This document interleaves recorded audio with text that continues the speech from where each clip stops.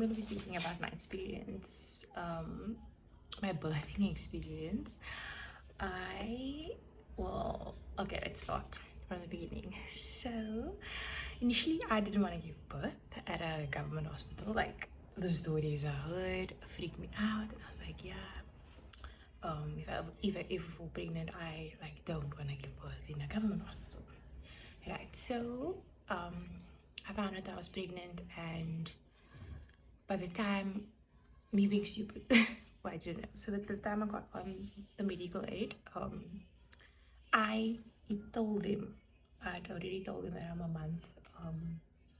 a month pregnant, and then they said like, yeah, medical aid won't cover it, whatever. So I looked for alternative plans. I looked for what the price was with paying out of pocket at a private hospital, and I don't know, and I think I was just too impatient and I couldn't get a straight amount. And I think the one amount I was quoted at Malamed in Dukai, no, not Dukai, sorry, Malamed in Mitchell's Plain. I think it was too much. And then I came across Alnisa. So, Alnisa is a private birthing home. Emphasis on birthing home, it's not a hospital. So, I did most of my pregnancy through them. Like, I did my tests, my scans, all those things through them, and we paid out of pocket. I was initially supposed to give birth there. So, Mowbray, the minute you become a high risk, you get transferred to whichever hospital is closest to your area. So, I got transferred to Mowbray. How it happened was I went in on my due date, the day before my due date, and the baby still, like, my tummy didn't drop or anything, and the baby didn't break, and then like that. So I thought I'm gonna go in and they're gonna like induce labor or something. So I went in, and then they did this and whatever, and then she said that she needs to check my pee for protein. Up until today, I still don't know what protein is, but yeah. So she checks the tests, and then she comes back, and then she said no, they need to put the catheter in to monitor my pee for protein. And alarms went off in my head because I was like, oh shit, a catheter. But then they did that, and I laid for like an hour or two, and then they got the results back, and they said no, I need to go to Mowbray. And then obviously I was trying not to panic, and then I got into the Mowbray. When I got to Mowbray, they also ran a few tests, and with the test they found out that I had preeclampsia, which I guess Alisa didn't pick up before. So I laid on, like, I wasn't in the labor ward yet, I was like at the bottom. I laid, and then I went up. This was not the second day, no? I went in the Thursday, this was not a Friday. Still nothing, my water didn't break, no contractions, nothing. They said if by a certain time nothing happens, they're gonna need to give me something to induce me, because I must now of my blood pressure and whatever. So look, this happened 7 months ago, so I mean it's a bit foggy, but they gave me something to drink. So they said they're gonna give it to me. I think she gave it to me at like 10 o'clock the night. This Friday night, she gave it to me 10 o'clock Friday night. Or was it Thursday night? Guys, I can't remember, but it was one of the nights. She gave it to me the night, and then 2 hours or 4 hours later, she gave the second dose, the second half. And then at like a few hours later, 4 o'clock in the morning, I started feeling contractions. Yo, that stuff. Horrible. I always thought, yeah, if I've been really had contractions, I would be too shy to like scream, or would be sturdy or something. I promise you, when that stuff came, I didn't know what was going on. And they gave me morphine, but the morphine did nothing. The morphine did not take the pain away. The morphine only made me sleepy, and like weird sleepy, like it would completely knock me out, and then I would be up and I'd be lucid and talking, and then that knocked me out again, but I wouldn't take the pain away. So I think when the doctors came around the morning to doing their rounds, just like 8 o'clock in the morning, one of the doctors told me they're gonna give me an epidural. They're gonna need to give me an epidural. And then when I heard that, I was like, oh my god. And then at a certain point, wait, guys, wait.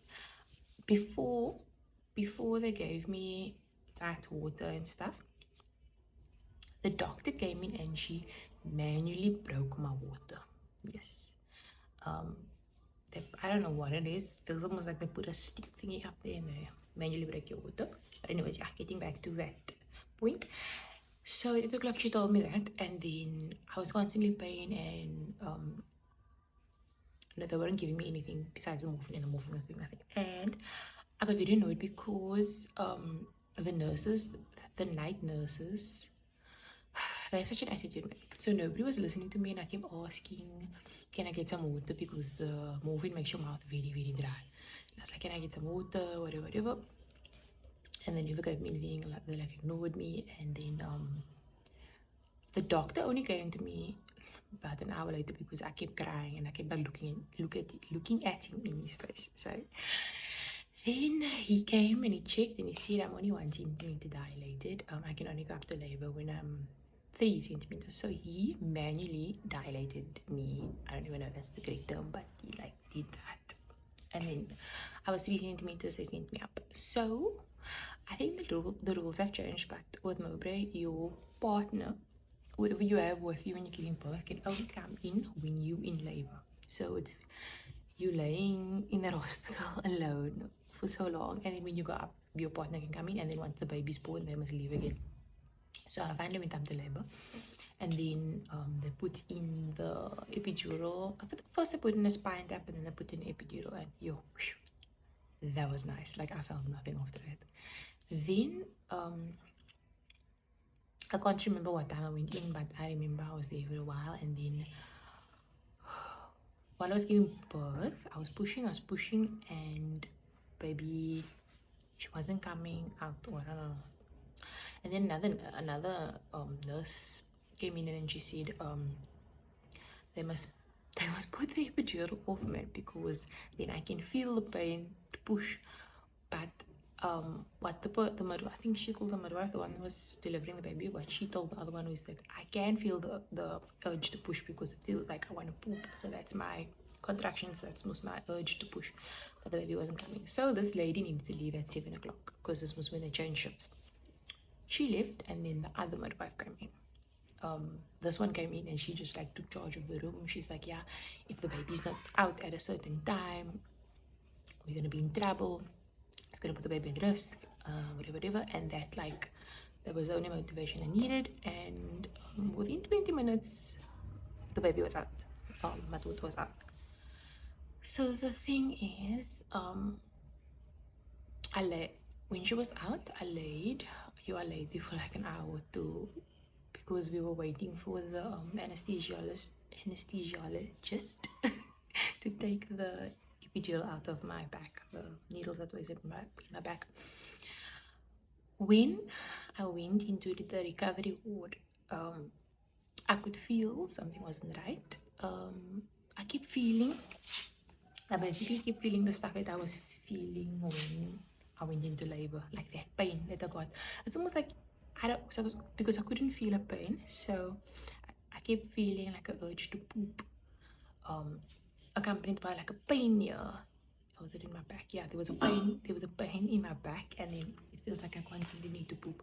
And I was in recovery, and I told this nurse, I told her, I don't feel right. Can I get something maybe for the pain, like Panado or anything? First of all, she looked like she didn't have this for me. This is again the night staff. This is a different evening. This is again a night nurse. She almost like she didn't have this for me. And then I told her, and she said there's nothing in my chart, but she'll give me Panado. Okay, she gave me the Panado. Then I could feel like something wasn't right. So they came when they brought me in. I was not bleeding, and then I bled the bed wet. Then they came in and they changed me because the whole bed was full of blood. They changed me, and then I keep saying I'm not feeling liquor, and then I asked her also like, why is it so hot in the room? And I could see like no one else getting hot. It's just me that's getting hot, and I'm sweating like it's uncomfortable. And then at one point, and all this, mind you, my daughter's on my chest now. At one point, I literally think I had a seizure. Because I know people were looking at me, man, and then I was in and out of consciousness also, and I could feel I'm getting hot, and I feel like something is going on with me. I'm not feeling right. Okay, when I came to again, I could still feel this pain, and then other nurses came to check. She saw again I bled, the bed full, and then she, not the one that ignored me, there's a different one. She came in and she saw that something's not right, and she came with another nurse, and I don't know what they said. They didn't explain anything to me. They just came in and started pumping my tummy. So the one is pulling stuff out of my vagina, pulling out my vagina, and then the other one is pumping, like pressing on my tummy, and they're pulling blood clots out of me, and all this. Mind you, my child is also on me, and it's happening so fast. They're not even telling me what's happening. They're doing all of this, and well, I believe that that was my afterbirth. That they took out, that initially when I gave birth they didn't clean me out. They just left it in there, and that is what was making me so sick. They got it out and I immediately felt better, and they put the IV. I was on three separate trips. I had three separate needles in me. Your arms were bruised. But overall it was a good experience, I guess, as far as giving birth in a government hospital. I can't speak to everybody's experience, and I don't want to badmouth the hospital, because I believe that if I had to give birth anywhere else, I don't think I would have made it. Like, the doctors were really on point with catching my preeclampsia and everything, and they kept me there for I was there for 4 days, 3 nights, because of my blood pressure. So yeah, they do know what they're doing there, the doctors. I don't know what happened in the delivery room with the midwife, because there was no doctor in the delivery room. So that is basically how I almost died. Because they left, I stand under correction, but they left the afterbirth in me. So yeah, if anybody has any questions, you can let me know and I'll answer them, or I'll just make a part 2 video. But yeah, thank you for watching.